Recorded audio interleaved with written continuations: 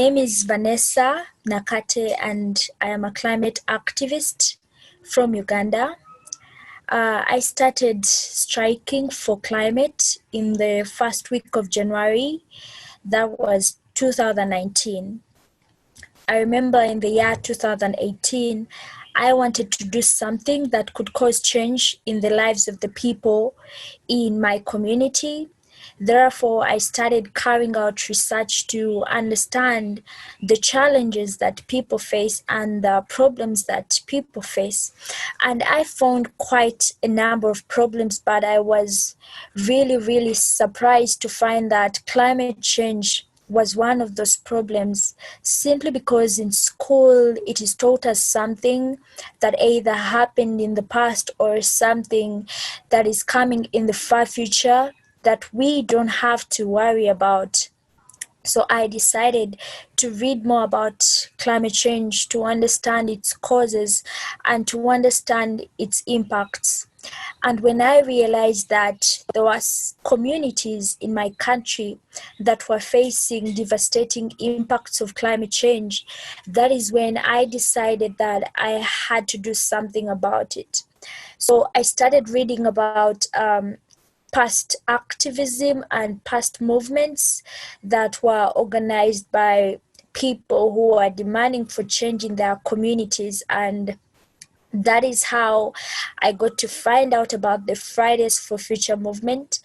And I decided that I would also start striking for climate in my country. And honestly, it wasn't a very easy decision to make, simply because in school, my friends testified to this. I wasn't a very confident person, and I was always afraid of presentations and all those things. And here I was putting myself to a test of going to the streets with placards and doing the climate strike. And I remember finding out about the strikes in 2018, but I was really scared to step out there and actually do the strikes. But then I remember in the first week of January 2019, it's a decision that I decided to make regardless of what happens, to just go to the streets and start the strikes. And this mainly taught me that you don't have to fear anything. I mean, if you want to cause change in a specific area in your community, you just have to face your fears, because that is the only way that you can overcome them. So I decided to do the strikes, and I must say that I have been doing the strikes for over a year now, and I've been doing these strikes every Friday. Later on, I started striking for the Congo rainforest, and this was specifically for the rainforests in the African continent, and to protect them and create awareness about the destruction in these forests. And this is another campaign that made me more confident and more bold in addressing the issues and demanding for action from our government leaders. Of course, being an activist, it's not a bed of roses. It has issues, it has challenges, but then the key point is looking at where you want to go and looking at what you want to achieve. If you have a set vision and if you have set goals, then you walk towards those goals to achieve them, regardless of any challenges that you face, regardless of any outcomes that are not positive for you. You just have to keep going, because at the end of the day, the vision matters more than the challenges you face. And these challenges only come to test us, they only come to weaken us, and they only come to stop our dreams or our visions from coming true. But then the key is actually facing them, because when you face them, you realize that you're actually bigger than them and that you can move forward towards your vision. I will give an example. Imagine you have to walk 1,000 kilometers, and then you walk 500 kilometers and you feel like you cannot go on. when you decide to go back, you realize that you would have walked the entire journey. So the key in achieving your vision is to be persistent and to keep going regardless of what happens, because at the end of the day, it's the vision that matters. I'll say that when you're doing activism, there is so much negativity, that there's so many trolls on social media, there's so many people with the worst comments that you could ever read. But then what I've learned to do with such things is to just ignore them and focus on what I want to achieve. And I'll also talk about the worst experience maybe that I've faced in the climate movement. This year, when I was in Davos, that's Switzerland, I had gone to attend the World Economic Forum, and I happened to be one of the activists at the press conference that was organized. There were other activists like Greta, Luisa, Isabel, and Lukina, all from Europe. And at this press conference, as an activist, of course, I had noticed so much of the erasure of African voices on the international platform and on international media.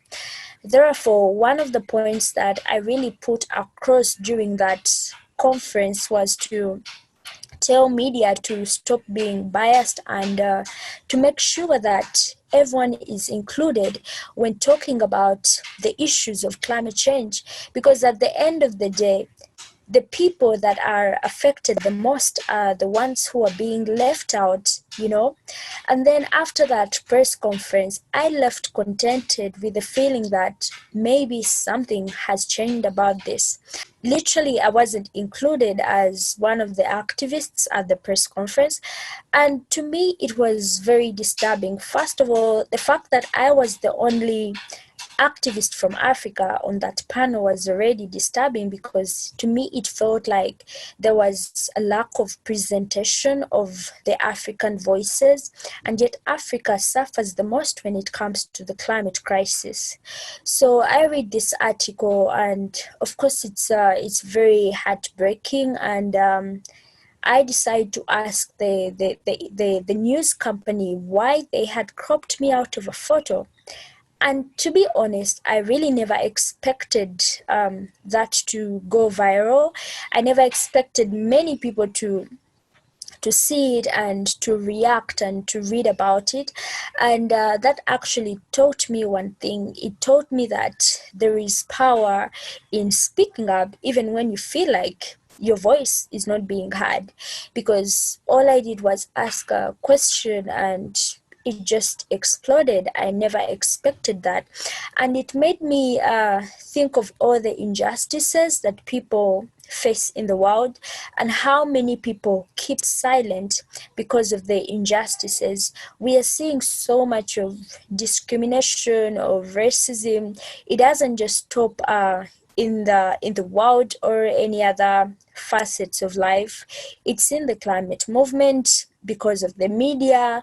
It's also in the world. We are seeing right now what's happening in the United States because of discrimination and racism. And I personally feel like these are injustices that we need to address. And being a climate activist, I know that if we do not address discrimination or racism, then we won't be able to get climate justice, because the people who are often left out of the climate conversation are those that come from the most affected communities. Look at our African continent. Most of the countries in Africa, they heavily depend on their natural resources for survival. Many communities depend on the food that they grow. They depend on the fresh waters from their lakes. But because of climate change, we are losing some of these things. Look at Lake Chad. Lake Chad has shrunk to 10th its size in just 50 years, and all the people that depend on those fresh waters are living in fear of what could happen because of the water scarcity that is coming to them, and many other communities in Africa that are facing water scarcity. We are seeing food scarcity in very many regions. We are seeing indigenous communities, especially those that depend on the Congo rainforest, being their lives being destroyed because over 80 million people depend on the Congo rainforest. They depend on the food and the medicine, on the water. But then with the increasing greed of the fossil fuel industry and the extraction of the petroleum in the forest, we do not expect these people's lives to stay normal. That they're going to have to suffer. They're going to suffer the consequences of oil spills, of all the increasing global emissions. That is why, as an activist, I think that the African continent really needs to speak out so loud in order to address these issues, because if we do not speak out, if we do not work together, then the African continent is going to the grave, I would say. You realize that if you don't experience the impacts of climate change directly, that doesn't erase its existence. Many people want proof of climate change simply because they haven't experienced it.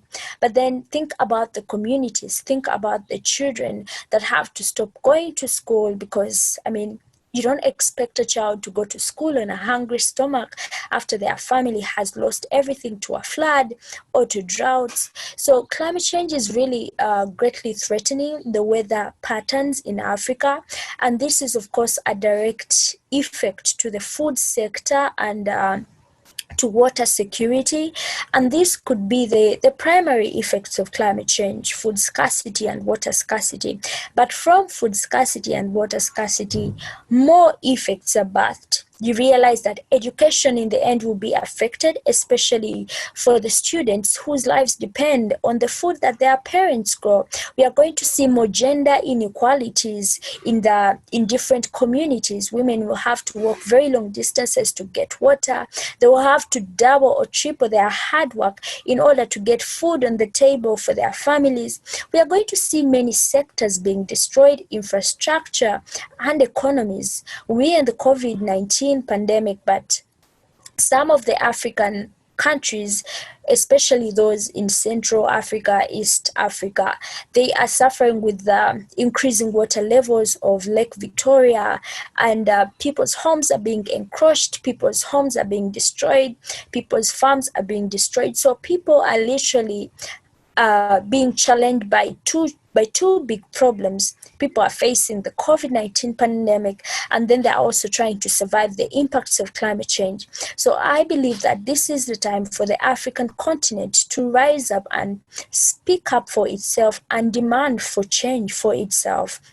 At the end of the day, Africa contributes the least to the greenhouse gases, and the countries that are responsible for these emissions, they are seated comfortably because we, the African people, are not speaking up enough. Our own African media is not doing enough to push the voices of the activists speaking up. So we all need to work together. We need to rise up together and demand for action. We all have different platforms, but even in those platforms, we can influence the people who follow us, the people who believe in us, to take the climate issue as a very serious issue, because at the end of the day, climate change is the greatest threat facing humanity right now, and it will affect every other sector on the planet. When you look at the Sustainable Development Goals, all of them are being affected by the climate crisis. We can't be able to eradicate poverty if we have climate change. We won't be able to achieve zero hunger if we have climate change. Everything that is connected to the Sustainable Development Goals is being affected by the climate crisis. So we need to work together in our own platforms to demand for change, to demand for action from our leaders, and also from the people and the countries and the industry, that is the fossil fuel industry, that is responsible for the climate crisis.